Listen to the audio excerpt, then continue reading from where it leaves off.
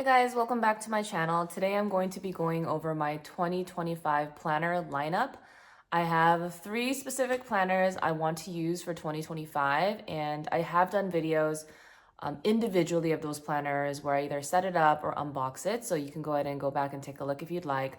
But I'm going to summarize today why I chose these planners, how I plan to use it, and a philosophy I'm going to hold for 2025 is that I'm not going to try to squeeze myself into one planner. Because if you're anything like me, you're going to start with one planner and then you're going to get bored of it and kind of feel like it's not working for you mid-March-ish. And then you buy another planner and for whatever reason, that feels like it's not working for you. And then by the end of the year, you might be in another one, or you might not even be doing anything with your planners or journals anymore. And I don't know really why that happens, but my hypothesis is that it's because I keep trying to squeeze myself in one planner for all aspects of my life, whether it's journaling or functional planning, and it's just not working. So for 2025, I have specific plans to use these 3 planner/journals, and I am really hoping to use them all the whole year for 2025 and be really consistent with it. Okay, so this is my 2025 planner lineup. So we have the Hobonichi Cousin, the A5, the Sterling Ink B6 Slim in horizontal, and then my Hemlock Oak Minimalist Weekly Planner in the A5. I'm going to put these 2 aside for now, and then let's go over my Hobonichi Cousin. If you guys have seen my video called My Love-Hate Relationship with the Hobonichi Cousin, you will know that I like to call this my ex-boyfriend that promises he will change, but he does not. As far as I know, guys, the Hobonichi Cousin hasn't changed very much in the last few years. Now, I've only been in this planner world for about 4 or 5 years, so you tell me if more than 5, 6 years ago, it looked different. But as far as I know, this ex-boyfriend has never changed, and he never will. Who knows? And this planner also makes me promise myself that I will change. Like that there are certain things that I do like and don't like about planners, but to make this relationship work, I keep promising myself that I'll change, but I don't. So why am I here back together with this planner? I'll tell you why. The biggest thing that has always challenged me about this planner is the weekly section. I have a really hard time planning in this section. A lot of people that I see do functional planning here. They are doing, arrows, they're listing out tasks. Some people adhere to the times on the left, and let me show you. Some people don't adhere to this and just kind of write down their tasks for the day. What I like to do, as you guys know, is time block my planners. And what I've come to realize is that making boxes with my ruler and my very thin Uniball pen, and then like coloring it in with my markers, it just never looks crisp and good on this planner. And it's because it's the paper, it's the Tomo River thin paper. So I've made that realization finally. Why this ex-boyfriend couldn't work for me is because I keep trying to functionally plan in this section because a lot of other people do it that way, but it's just not working for me. So what am I gonna do with that? And why am I back together with this guy? So as a brief overview in the monthly section, this part is easy for me. I love the way the monthly is sectioned out. I love that it's gridded. Like that's super important to me. I don't like free space monthly calendars, but this one is gridded. And what I'm going to do is kind of do like a bright thing that happened, a core memory that happened for the day. Very simple. Okay, we're back to the weekly. What am I going to do here?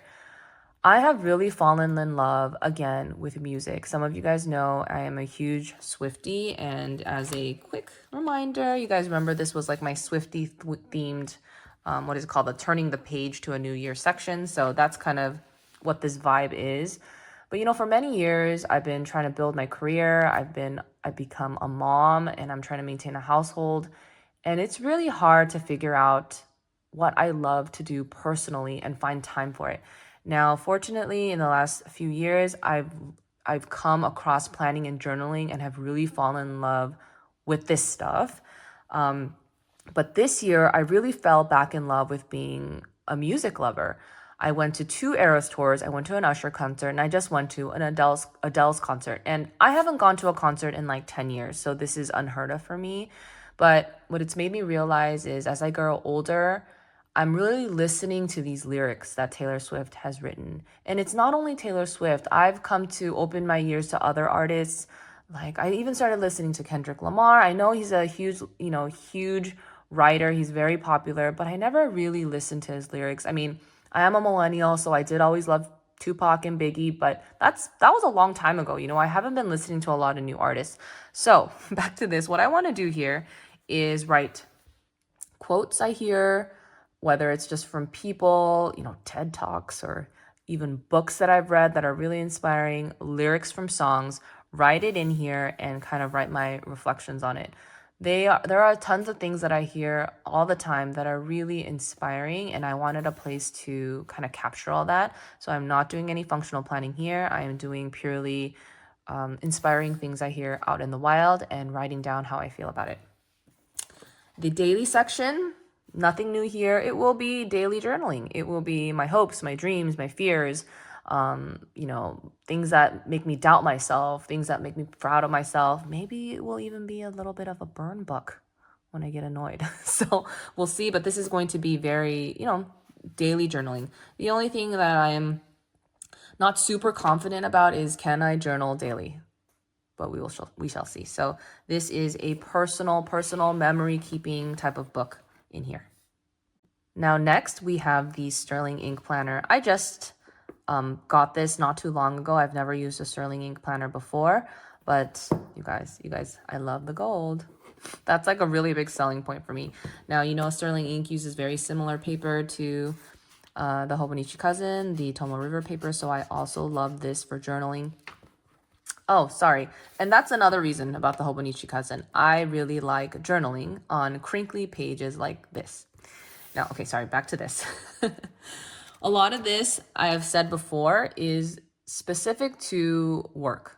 And by work, I mean like all my endeavors and experiments in social media. I've created this planner, or I bought this planner specifically for YouTube. I wanted to see what I could do with YouTube. I hadn't done it before. I dabbled in TikTok and Instagram before, but I wanted to see if this planner could help me really plan a specific goal in mind.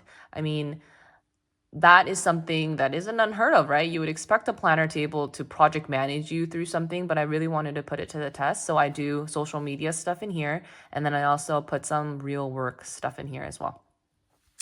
So I do have, which is actually really good because the Sterling Ink planners have really big sections on goals. I mean, it's not telling you to write your hopes and dreams there, but it's saying, hey, what are your goals for this month? And I really like to kind of parse that out. So I do have a goal section here. Again, I use my Canon Ivy for that.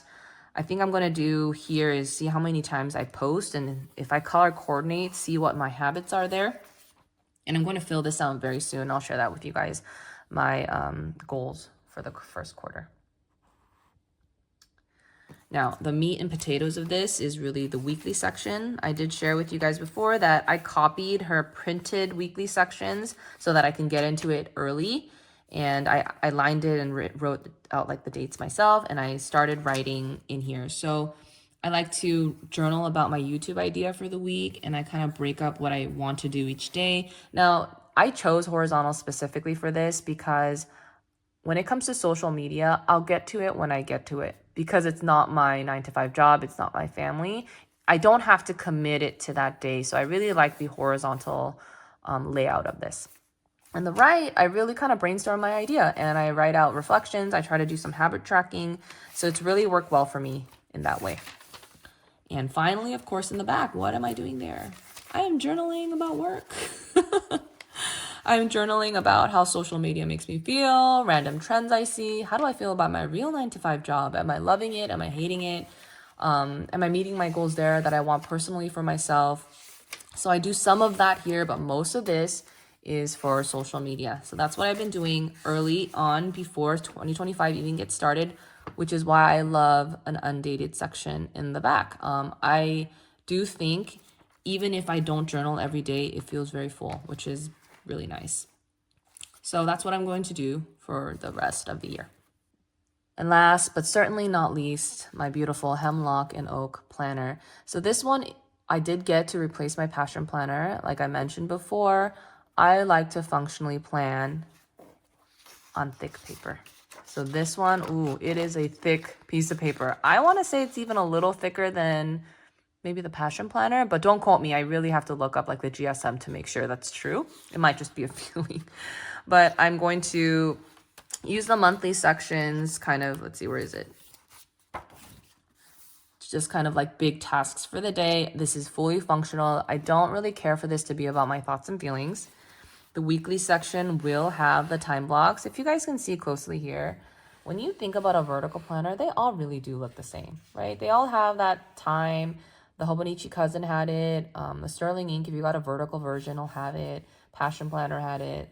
This one has it. So the foundation of a weekly planner is going to look the same.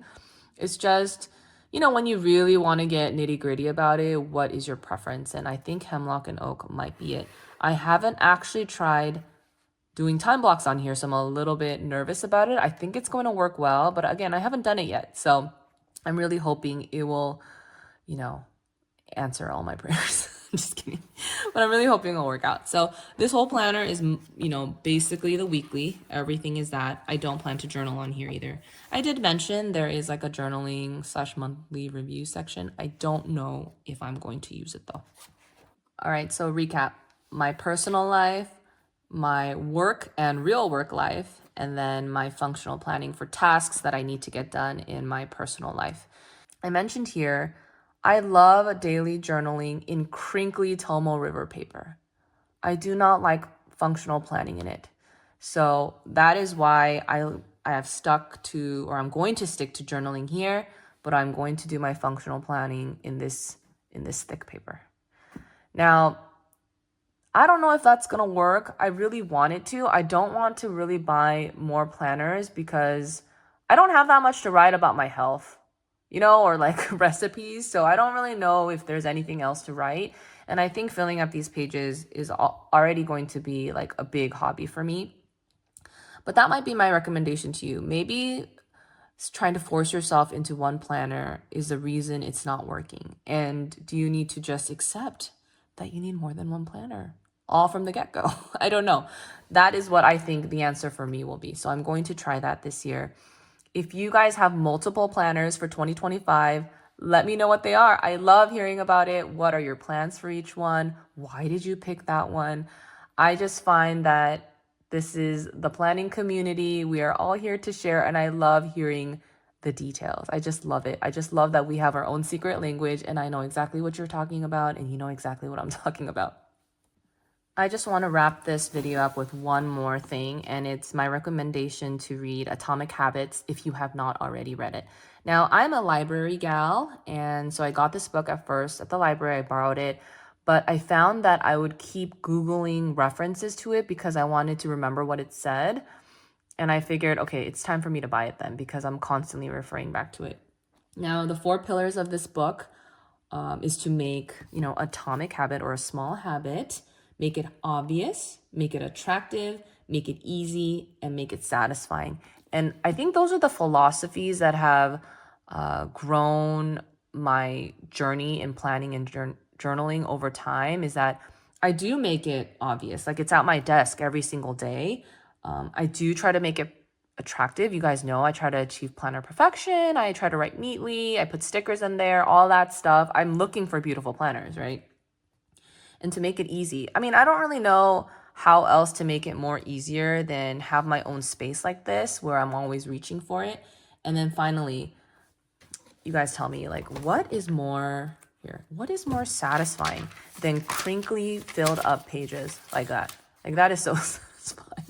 So this book has really helped me, you know, build up habits, even like journaling and planning daily. Like, yes, it is a hobby for me, but there is a certain level of building a habit to keep it up, right? All right, so that is my planner lineup for 2025.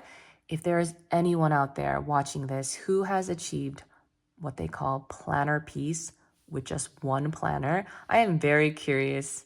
Which planner is it? I have got to know. And what are you using it for? Is it all your life? You know, do you not journal? Do you not functionally plan? Like, how did you get planner piece with just one? I'm curious. Now, I've succumbed the three. I'm happy with my decision. I am okay with it. And my goal for all of them is to really stick it out the whole 2025 year. I don't want to go in and out. I really want these guys all to be very, very chunky by this time next year. So come with me on this journey as I fill all these three guys out.